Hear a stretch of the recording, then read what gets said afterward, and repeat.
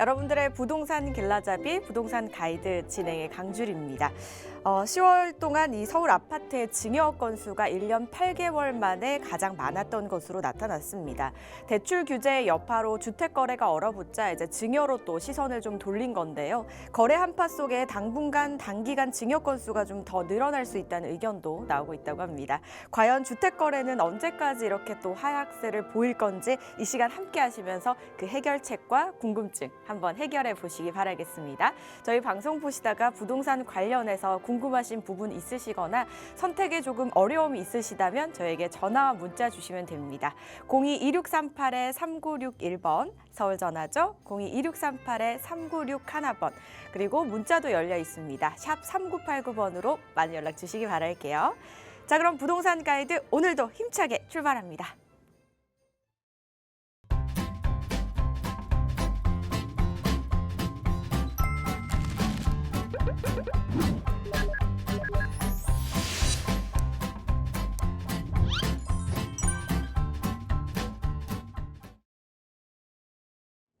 네, 오늘 저희와 함께 해주실 또 투자 길잡이분 바로 만나보셔야겠죠. IM 부동산 연구소의 박유란 대표 자리하셨습니다. 어서 오세요, 대표님. 네, 안녕하세요. 박유란입니다. 제가 월요일마다 나가다가 이제 요일을 바꿔서 목요일 날마다 이제 만나 뵙게 됐고요. 이번 주랑 이번 달 좀 부동산 분위기를 말씀을 드리면 최근에 12월 16일 날 강북구 번동에 모아타운 이제 재개발 사업지가 드디어 착공식을 가졌거든요. 이제 본격적으로 사업이 들어가는 거고요.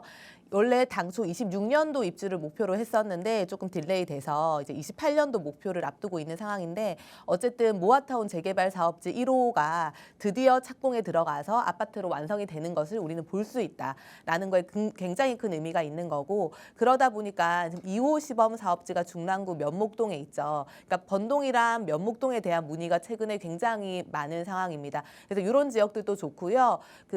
면목동 같은 경우는 지금 시범 사업지 외에도 주변 일대가 조합 설립이 됐거나 이제 진행이 거의 임박하거나 이런 지역들 굉장히 많거든요. 내 투자금에 따라서 사실 진행 속도에 맞춰가지고 셀렉을 하시면 되고요.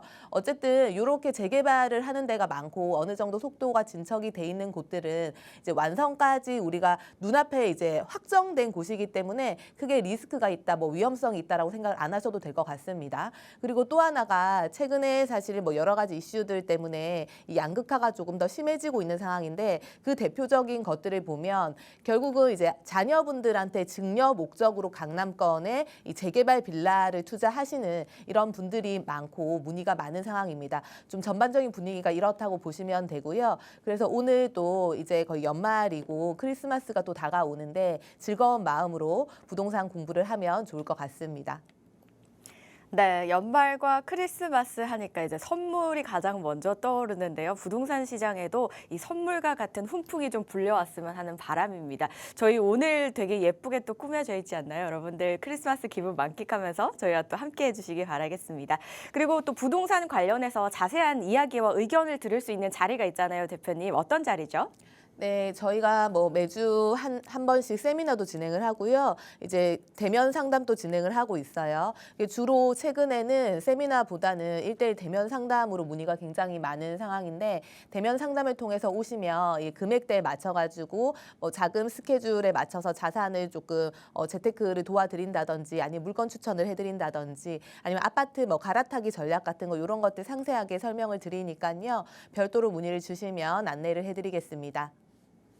네, 관심 있으신 분들 화면을 통해 나가고 있는 번호 보이시죠? 02-2638-3961번과 샵 3989번으로 많은 연락 주시기 바랄게요. 자, 그럼 저희 본격적으로 한번 또 이슈 짚어보도록 하겠습니다. 앞서 대표님께서 말씀을 해주셨듯이 이제 번동의 재개발 재건축이 또 삽을 폈다라고 말씀을 하셨잖아요. 이처럼 서울의 개발 정비 사업들이 이제 하나씩 순차적으로 진행이 되고 있습니다. 특정 지역에 이제 업무와 주거, 상업과 일자리를 한 번에, 예전에는 직주 근접이 조금 핫했다면 요즘은 직주 혼합 또는 직주를 한 번에 해결할 수 있는 이런 쪽으로 많이 변모를 하는 것 같아요. 그래서 오늘 이 시간 관련 이야기들을 한번 꽉꽉 채워볼게요. 먼저 전국 16군데의 공간혁신구역 선도사업 후보지를 발표했다고 합니다. 공간혁신구역이 어떤 건지 또 어떤 개발이 이루어지는지부터 한번 알아보도록 할게요. 대표님 들려주시죠. 네, 오늘 또 한번 공부해 보겠습니다. 이 배경이 너무 예뻐서 기분이 좋아지는데요. 부동산 또 이 기분 좋은 마음으로 시작하면 좋을 것 같습니다. 우리가 부동산이라고 하면 어디든지 결국은 오래되면 새로운 것으로 바꿔야 되거든요. 뭐 아파트라든지 빌라 재개발 재건축처럼 그것뿐만이 아니라 역세권 주변이라든지 아니면 뭐 상권이라든지 일자리라든지 이런 모든 것들 부동산도 시간이 지나서 오래되면 이 새로운 걸로 바뀐다라는 개념으로 좀 접근을 하시면 될 것 같고요. 24년도 7월 1일 날 서울시 보도 자료를 보면 공간혁신구역 선도사업 후보지로 16곳을 선정을 했다라고 발표를 했어요. 아, 그러면 공간혁신구역이 도대체 뭔가라는 생각을 하실 건데 우리가 기본적으로 건축물을 만들 때 이 공간에다가 건물을 조성을 하죠. 그런데 일반적으로 우리 이제 지역을 보면 결국은 상업 지역에는 상업 시설만 넣을 수 있고 뭐 주거 지역에는 주거 시설만 넣을 수 있고 이렇게 규격화돼 있고 용적률이라든지 밀도 같은 것도 딱 정해져 있잖아요. 정해진 틀에 맞춰 가지고 건물을 지어야 되다 보니까 뭔가 일률적이고 그리고 뭐 창의적이지 않은 이런 건물들이 만들어지는 거예요. 그래서 개발을 하는데도 뭔가 한계가 있는 거거든요. 그런데 앞으로는 이런 공간에 선도사 후보지로 확정이 되는 데는 혁신적으로 개발을 하겠다는 겁니다. 그러니까 혁신적이라는 거는 독창적이고 창의적이게 개발을 하겠다는 거죠. 이렇게 개발을 할 건데 그러면 뭐 무작위로 서울 전역을 뭐 대한민국 전역을 다 할 수는 없잖아요. 그럼 또 난개발이 되는 거죠. 그러다 보니까 일부 지역들 후보지를 선정을 해서 이런 공간들은 공간 혁신 구역으로 지정을 해가지고 개발을 할 때 그러니까 허들을 없애겠다라는 개념으로 접근을 하시면 될 것 같고요. 조금 더 구체적으로 보면 여기에 도시혁신 구역이라고 해서 화이트 존이라는 표현이 나와요. 그러니까 화이트 존, 그러니까 도화지라는 개념으로 보시면 돼요. 흰색 도화지에 우리가 그림을 자유롭게 그릴 수 있죠. 그래서 이 화이트 존이라는 이 구역을 선정을 해가지고 이 구역에는 규제라든지 이런 것들을 거의 풀어주는 개념으로 해서 건물을 독창적이고 창의적으로 짓겠다. 이곳이 바로 총 53군데를 이제 후보지를 받아서 16군데를 후보지로 선정을 한 상태라고 보시면 되는 겁니다. 그러면 다시 돌아가서 우리가 우리의 토지, 땅은 주거, 공업, 상업, 녹지 지역으로 지금 현재 나눠져 있죠. 그러니까 예를 들면은 주거 지역에 보면 집이 지어져 있고 또 뭐 거주를 할 때 필요한 뭐 미용실이라든지 편의시설 한 요 정도 범위 내에서 이제 건축물이 조성이 돼 있잖아요. 그러니까 주거 지역은 내가 살고 있는 이 지역에 쾌적성 있게 주거를 할 수 있게끔 만들어져 있는 거고요. 공업 지역 같은 경우는 일반적으로 공장지대가 많이 들어가 있죠. 그리고 상업 지역을 우리가 떠올려 보면 뭐 역세권 주변에 상권이라든지 일자리라든지 이렇게 딱 나뉘어져 있거든요. 그런데 앞으로는 쉽게 얘기해서 다 섞어 버린다. 그러니까 비욘드 조닝이라고 2040 도시 기본 계획에 보면 나와 있어요. 이렇게 내가 거주를 하면서 공공시설도 누리고 일도 하고 업무도 즐기고 문화 쇼핑도 즐기고 내가 걸어서 도보권 내에서 내 집에서 모든 걸 할 수 있게끔 섞어버린다는 개념이거든요. 이런 개념으로 앞으로는 바꾸겠다는 거고요. 해외 사례를 보면 싱가포르에 마리나 베이 샌즈라고 복합 리조트가 있어요. 이게 2010년도에 쌍용 건설에서 지었거든요. 우리나라에서 지은 건물인데요. 이게 노후된 항만 도시였습니다. 그런데 이제 항만 도시가 노후화됐기 때문에 개발을 하려고 보니까 규제가 굉장히 너무 많은 거예요. 그래서 개발이 원활하지 않다. 그래서 고민을 하다가 규제를 다 없애버리자. 용적률 없애버리고 밀도 없애버리고 그냥 독창적이고 창의적이게 무한대로 개발을 할 수 있게 해주자. 그렇게 접근을 해서 개발이 된 게 마리나 베이 샌즈라고 보시면 되고 그러니까 이렇게 개발이 되고 났더니 관광객들이 굉장히 많이 유치가 되죠. 그러니까 소비가 일어나죠. 그러니까 자산이 생기게 되는 거죠. 그러니까 투자해가지고 건물을 지었더니 더 돈을 버는 구조가 만들어진 거예요. 주변 부동산 일대도 가격이 더 상승하게 되는 거고 또 다른 해외 사례를 보면 일본 도쿄에 록봉기 힐스라고 있습니다. 여기도 노후화된 주거 지역이었거든요. 그런데 이곳에 주거지 혁신을 하면서 마찬가지로 뭐 쇼핑이라든지 문화시설들을 같이 겸비를 했고 50층 이상의 높이가 되는 모리타워를 건설을 하다 보니까 결국은 관광객들 유치, 그다음에 이곳으로 많은 사람들이 모이게 돼서 소비가 일어나는 이렇게 바뀌는 개념이 되는 겁니다. 한 군데를 더 보면 미국 뉴욕의 허드슨 야드라고 있어요. 허드슨 야드강 옆으로 해가지고 이렇게 건축물을 만든 겁니다. 일자리 창출을 했고요. 마찬가지 뭐 쇼핑, 문화 이런 공간들을 조성을 한 거고요. 그러면 일단은 한강 개념으로 보시면 되는 거겠죠. 허드슨 야드강 주변으로 해가지고 멋진 조경물이 만들어지니까 이거에 대한 가치도 같이 급부상을 하는 개념이고요. 건축물이 이제 올해 하반기까지 다 이제 완성이 되는 이런 구조로 가고 있는데 어쨌든 뭐가 있냐면 우리가 기본적으로 이제 대한민국도 같이 이런 식으로 개발을 할 건데 개발을 할 때는 선진국의 여러 사례를 모방을 해가지고 개발을 하더라. 그래서 선진국에 먼저 개발이 된 지역들을 보면 향후에 우리도 어떻게 개발이 될지 어느 정도 예상을 할 수 있다. 이런 개념이고요. 이제 개발을 통해서 자금을 투입해서 개발을 함으로써 더 많은 수익 창출이 되게끔 그리고 우리 이제 시민들이 살 수 있는 이 멋진 주거지를 형성하는 개념으로 바꾸는 게 공간 혁신 구역이라고 보시면 되는 거고요. 해외 사례를 보여드렸고 이제 다음번에 구체적으로 한국에도 어느 사례들이 있는지 좀 보여드리겠습니다. 노후화된 곳을 이제 새롭게 바꾸려면 용도에 맞게 또 이제 규제도 다양한데 이런 부분들을 제한 없이 최대한 자유롭게 개발할 수 있게 한 것이 이제 공간 혁신 구역이라고 합니다. 세계 여러 사례들을 함께 만나보니까요. 앞으로 우리나라도 어떻게 변할지도 기대감도 함께 생기더라고요. 그렇다면 16곳이 이제 선정이 됐다라고 하셨잖아요. 그 후보지가 어딘지 한번 또 만나보도록 할까요? 네, 한번 볼게요. 이제 우리나라에서 후보지 중에 16곳 중에 이제 대표적인 곳 이제 서울이랑 수도권 쪽만 좀 살펴보면 일단 양재역 주변에 복합 환승 센터로 건립을 하겠다는 거예요. 우리 양재역 쪽이 지금 3호선 지나가고 있고 신분당선이 지나가고 있거든요. 그런데 그쪽에 GTX-C 노선도 일단 개통이 될 예정이죠.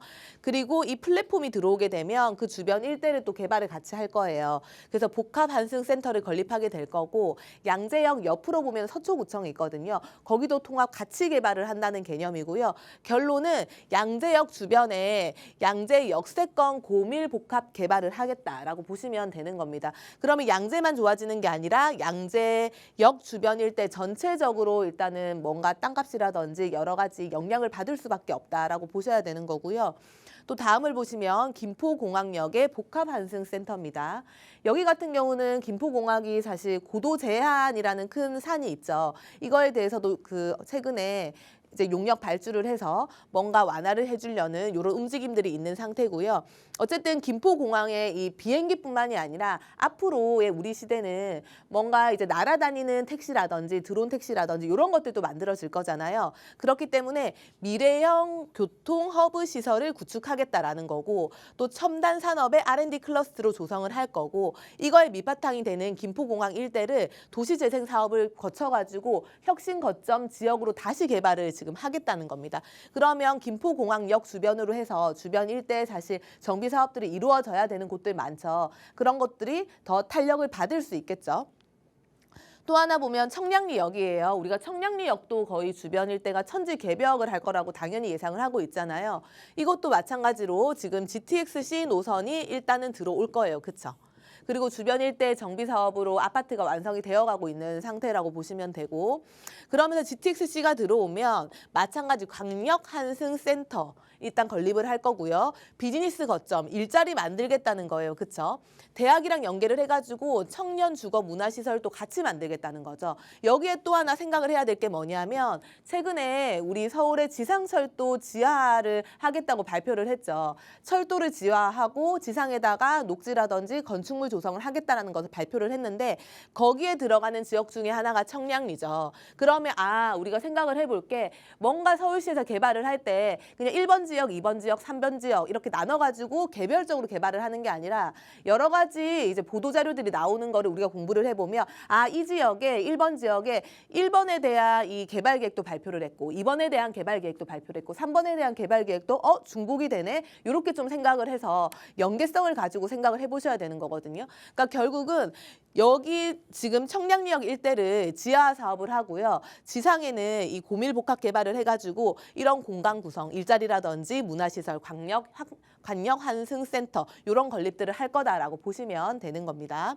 또 하나 양주 덕정역이거든요. 여기도 마찬가지로 GTX-C 노선이 마지막 종착역이죠. 여기도 환승센터를 일단 만들 거고요. 상업이나 업무시설, 문화시설 같이 넣겠다는 거예요. 여기가 아직 덕정역 주변이 개발이 조금 미진하죠. 그러니까 미진한 상태로 둘 게 아니라 더 개발을 해서 활성화를 하겠다라는 개념으로 일단 보시면 되는 거죠. 역세권 고밀 복합 사업을 같이 할 거다. 이런 개념이고요.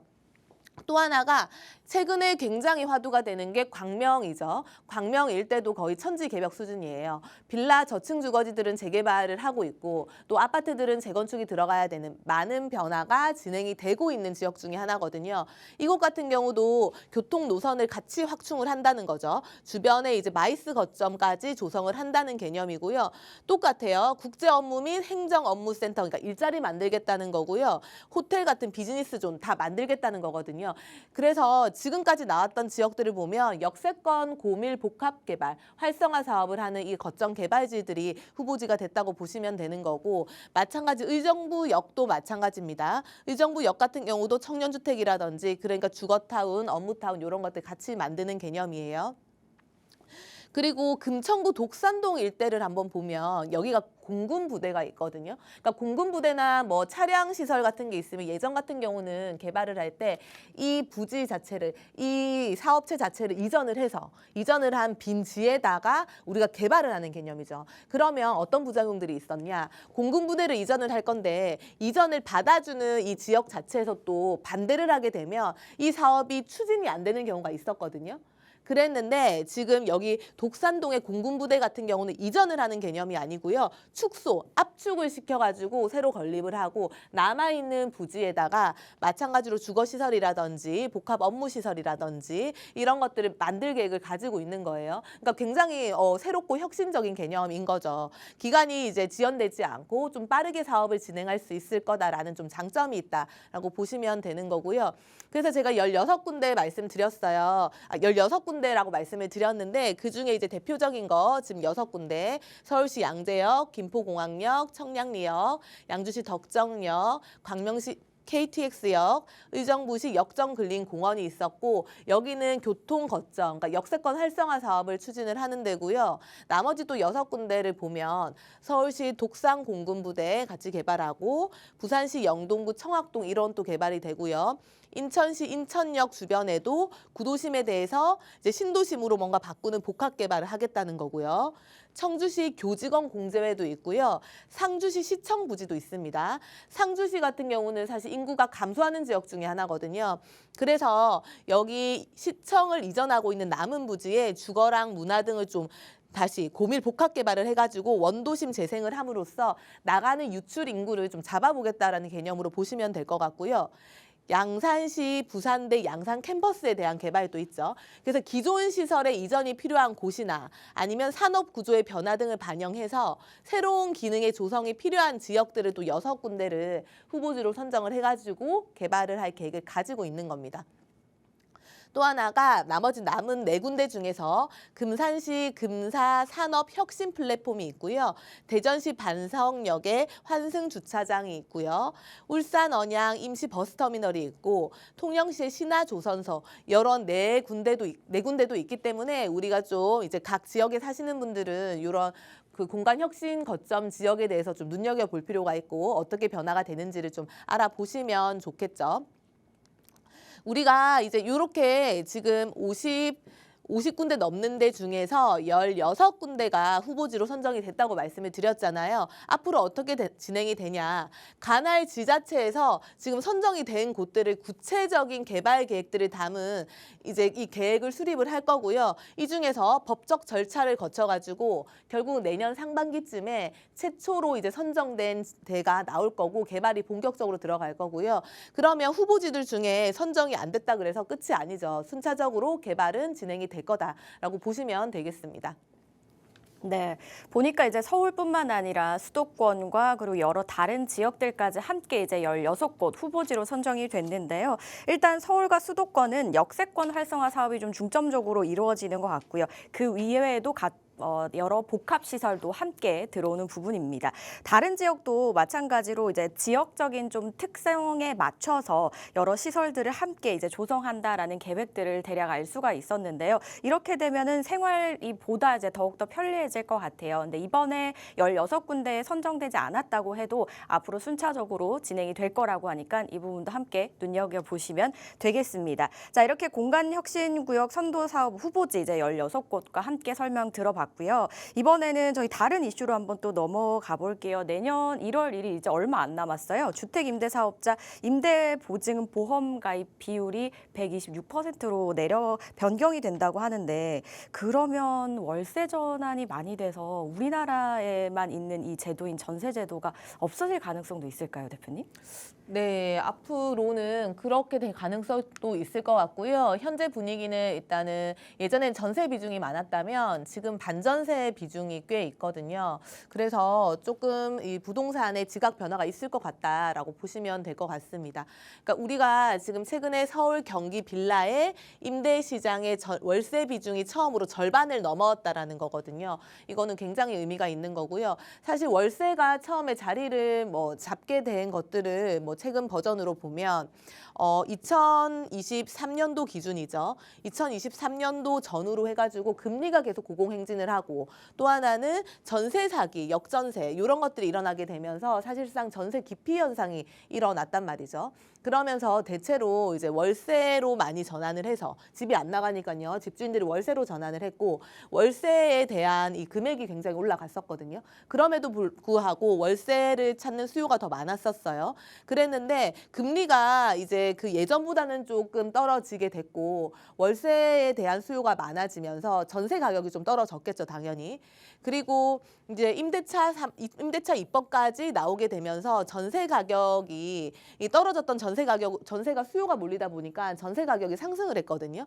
그러면서 이 전세가 상승을 하니 집값이 다시 상승을 하는 상황이 발생했습니다. 근데 양극화라는 얘기는 이제 왜 나오냐면 결국은 이게 임대인들 입장에서 전세로 원래 내놓았던 이 물량을 월세로 바꾸게 되면 내가 가지고 있는 이 자금을 조금 더 넣어서 전세를 월세로 바꾸는 개념이거든요. 그러다 보니까 결국은 이게 현금 유동성이 있으신 분들, 현금 유동성이 있는 분들이 샀던 지역 같은 경우는 월세가 더 빠르게 전환이 되고 그러면서 이 집값이 올라가고 그다음에 그쪽으로 현금 유동성이 있는 분들은 또 세가 잘 나가니까 투자 목적으로서 사실 많이 들어가는 거예요. 그러니까 반면에 이 중심지 말고 외곽 지역 같은 경우는 수요가 상대적으로 없다 보니까 다시 가격이 좀 주춤한 이런 상황들이 연출이 되는 거거든요. 그러니까 중심과 쏠림 현상이 일어나는 게 결국 양극화로 좀 번지는 모양새가 됐다라고 봐야 되는 거고 또 하나 우려가 섞이는 거는 지금 25년도 1월 1일부터 주택임대사업자에 대한 보증보험 가입 비율이